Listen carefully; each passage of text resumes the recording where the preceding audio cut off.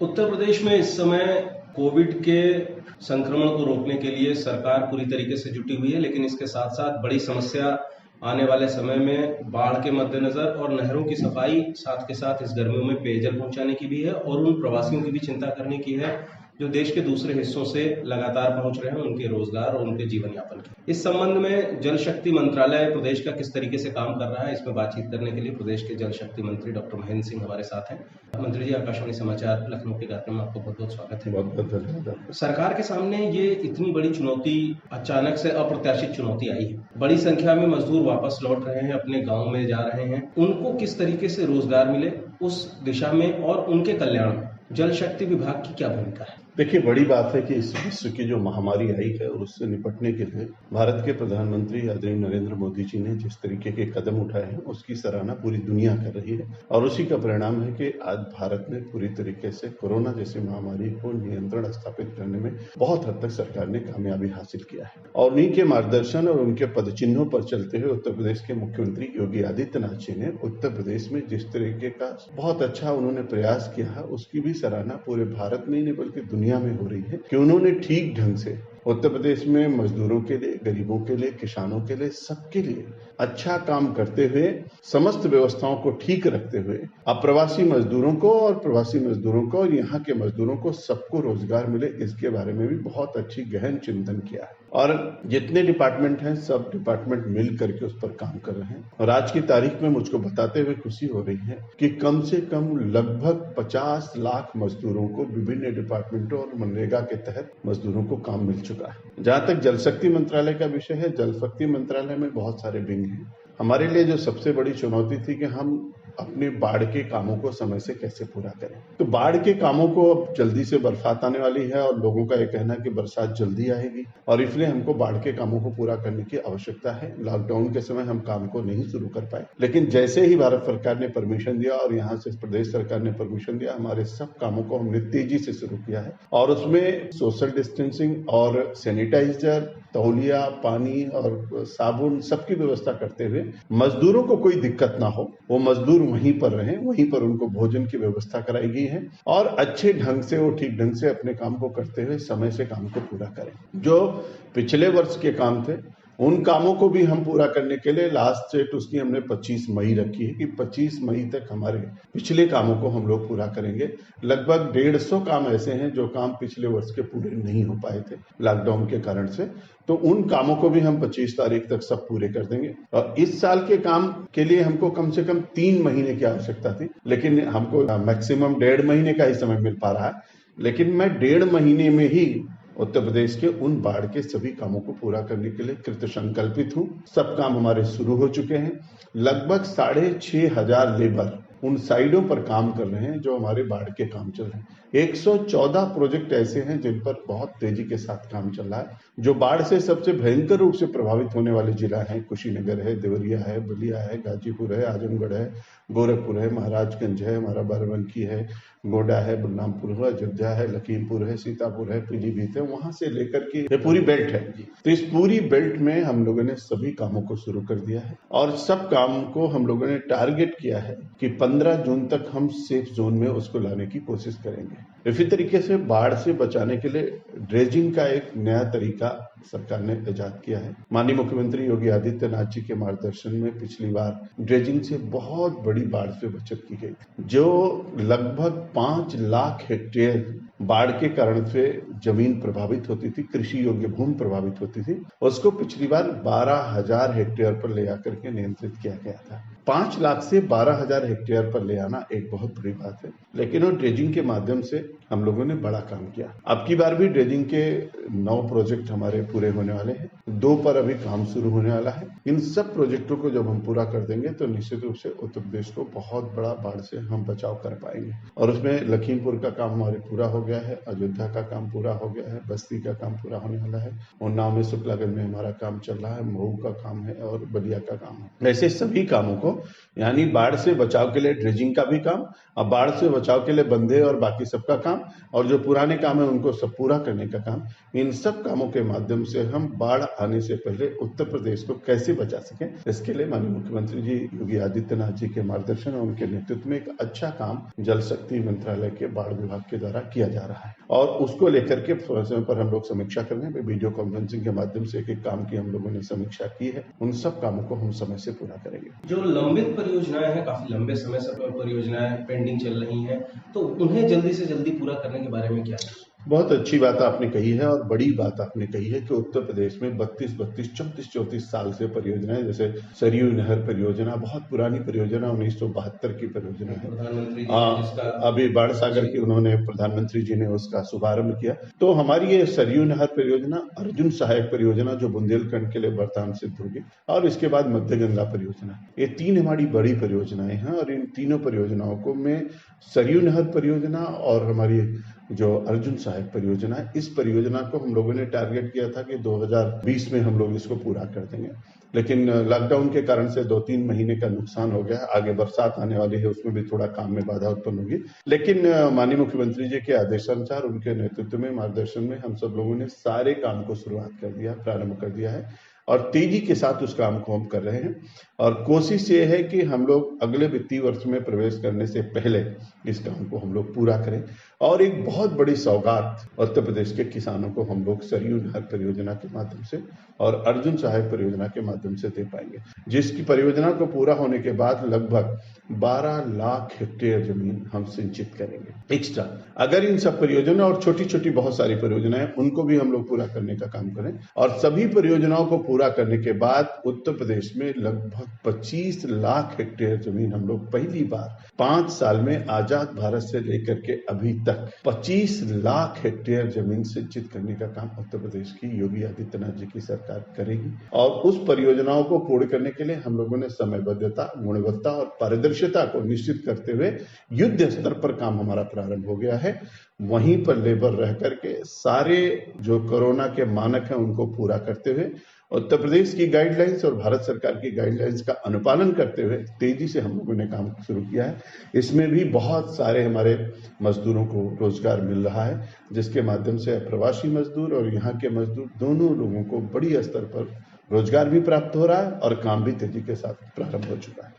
मंत्री जी, आपने बुंदेलखंड के इलाके की बात की और बुंदेलखंड में वैसे तो पूरे प्रदेश में गर्मी के समय में पेयजल का संकट होता है, लेकिन बुंदेलखंड में वो अपने चरम पर होता है। लोगों को कई किलोमीटर दूर तक पानी लेने के लिए जाना पड़ता है। तो ऐसे समय में जबकि कोविड के चलते लोगों का घर से बाहर निकलना, मूवमेंट रिस्ट्रिक्टेड है, आना जाना सीमित है, दूर दराज के इलाकों में लोगों तक सरकार किस तरीके से पेयजल पहुंचाने का इंतजाम? देखिए, पिछले 3 वर्षों से जब से योगी जी की नेतृत्व में सरकार बनी है, पेयजल की लगभग जिम्मेदारी मेरी ही ऊपर थी और मुझको ये कहते हुए गर्व हो रहा है कि माननीय मुख्यमंत्री जी के मार्गदर्शन में हम सब लोगों ने काम करते हुए एक भी जिले में कोई पानी का संकट उत्पन्न नहीं होने दिया। हम सब लोगों ने इंडिया मार्का के जितने नल खराब हैं उनकी रिबोरिंग स्टार्ट कर दिया हूँ। इस साल की भी पूरी व्यवस्था हम लोगों ने बनाई है। जितने टैंकर्स उनके रिपेयरिंग करके सारे टैंकर्स को कहाँ से भरा जाएगा, कहाँ ले जाना है, सभी टैंकरों को निश्चित कर दिया है। कौन सा ट्रैक्टर किस टैंकर को ले जाएगा, उनकी भी नंबरिंग की पूरी तैयारी कर ली है। हमने त्रिस्तरीय कंट्रोल रूम स्थापित किया है, एक ब्लॉक लेवल पर, एक डिस्ट्रिक्ट लेवल पर, एक स्टेट लेवल पर। उनके सबके नंबर जारी कर दिए हैं। सभी कंट्रोल रूम और सभी स्तर पर नोडल अधिकारी, स्टेट लेवल पर भी नोडल अधिकारी है, डिस्ट्रिक्ट लेवल पर भी नोडल अधिकारी तय हैं और ब्लॉक लेवल पर भी नोडल अधिकारी तय हैं। हमारे 75 जिले के नोडल अधिकारी हम लोगों ने तय कर दिया। उसकी एक डायरेक्टरी भी हमने बनाई है पहली बार। तो बहुत अच्छे ढंग से 75 जिलों के नोडल अधिकारी, त्रिस्तरीय कंट्रोल रूम, सभी टैंकरों की सूची, टैंकरों को भर करके पहुंचाने की व्यवस्था और जितने ट्यूबवेल हैं अगर किसी प्रकार की कहीं पर कोई गड़बड़ी है तो उसको ठीक कराने की व्यवस्था। यानी पानी का संकट किसी गांव में, किसी शहर में कहीं पर न होने पाए, इसके लिए पूरी योजना रचना हमारी तैयार हो चुकी है। एक बड़ा काम हम लोगों ने पिछले वर्ष भी किया है, इस वर्ष भी कर रहे हैं। जितने ऐसे नल हैं जो गांव के बाहर हैं उन पर सब पे चरही बनवा करके जो वाटर वेस्टेज वाटर है उसको कलेक्ट करने के लिए व्यवस्था किया है, जिससे जानवर रात में आकर के वहां पर पानी पी सके, उनके भी पानी की व्यवस्था की। एक और भी बड़ा काम हम लोगों ने किया है कि बुंदेलखंड में और बुंदेलखंड जैसे अन्य जगह बहुत सारे ऐसे पानी के संकट के केवल बुंदेलखंड ही नहीं है, झांसी, ललितपुर, बांदा, हमीरपुर, जालौन, चित्रकूट, इसके अलावा सोनभद्र, मिर्जापुर और चंदौली, बनारस, प्रयागराज, फतेहपुर, कौशाम्बी और कानपुर देहात, उसके बाद फिरोजाबाद, आगरा, मथुरा।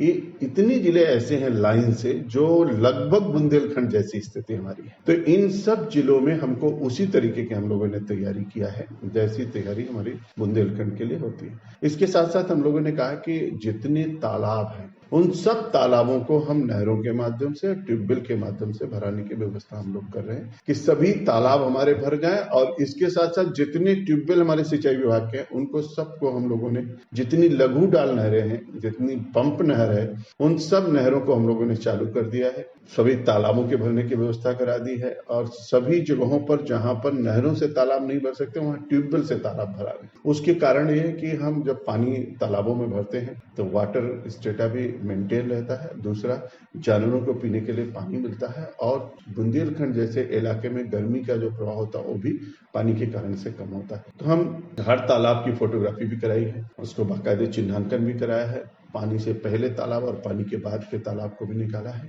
इस तरीके से एक बृहद स्तर पर तैयारी की है। इसी के साथ साथ जितने भी ऑफिस हैं, वो थाना है, कचेरी है, वो चौकी है, तहसील का ऑफिस है, डीएम का है, सीडीओ का है या एनी टाइप ऑफ ऑफिस, चाहे स्टेट गवर्नमेंट का चाहे सेंट्रल गवर्नमेंट का, सभी ऑफिसों के सामने प्याऊ लगाने का आदेश दिया है कि किसी भी व्यक्ति को जिधर वो देखे उधर उसको पानी दिखना चाहिए, कहीं से ये महसूस न हो कि पानी की कोई कमी है। इसके साथ टैंकर के पहुंचने की व्यवस्था भी तय की है कि जैसे टेलीफोन आएगा, जैसे सूचना प्राप्त होगी, तत्काल मिनिमम टाइम में हम टैंकर को कैसे वहां पर पहुंचा सकते हैं। तो उसके लिए जो अति संवेदनशील गांव है जहां पर पानी का विशेष संकट आता है हर साल, उसको भी सूचीबद्ध किए और उनको सबको टैंकरों से हम लोगों ने जोड़ दिया है। और हर दिन की मॉनिटरिंग, पूरे उत्तर प्रदेश की रिपोर्ट हर दिन मैं लेता हूं, उसकी कॉपी आती है, उसकी समीक्षा करता हूं और कहीं पर कोई अगर संकट आता है तो उसको हम लोग दूर करते हैं। इस तरीके से बृहद स्तर पर हम लोग उसकी कार्य योजना पूरी तरीके से तैयार कर रखें और उत्तर प्रदेश में पानी का कोई संकट नहीं आने पाएगा। और इसके साथ साथ अभी हमारी बड़ी परियोजना प्रारंभ होने जा रही है जो